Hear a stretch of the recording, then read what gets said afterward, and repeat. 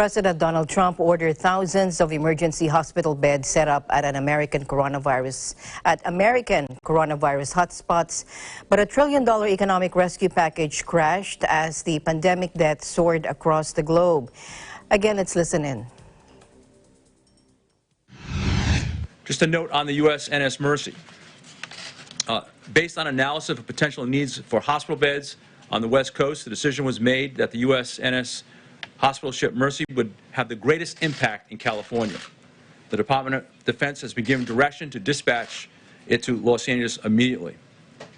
DoD has advised that the Mercy can get into position within a week or less of today's order. Even though there are more cases right now in Washington, the projected needs for beds in California is 5 times more that of Washington. The National Guard is especially posted and equipped to assist federal, state, local agencies while serving the public. In response to this unprecedented nationwide operation, President Trump has approved Washington, California, and New York National Guard units under Title 32 status for the COVID-19 response. This Title 32 activation does not federalize National Guard members. The National Guard is still under the authority of each governor. They will work in concert with the Department of Defense.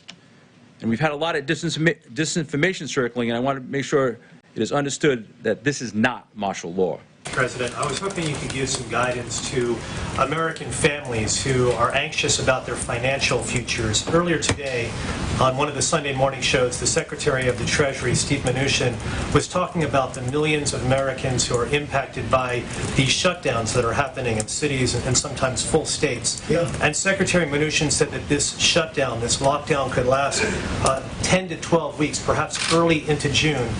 Given that, would you consider another fiscal stimulus, another check to these families? We're going to see what happens. Hopefully we won't need it, but we might. But we're going to see what happens. Look, the greatest thing we can do is win the war. The war is against the virus. That's the war. We do that, everything, I really believe everything's going to fall into place. It's going to be beautiful. I call it a pent-up demand. People are dying to go out to a restaurant. People are dying to go onto airplanes. I think there's a tremendous pent-up demand. You may be surprised to the degree. I think it's going to go very rapidly because this wasn't a financial crisis, just the opposite. This was a medical crisis. More than a third of Americans are under various forms of lockdown, including in New York, Chicago, and Los Angeles. But the number of infections in the United States has continued to climb.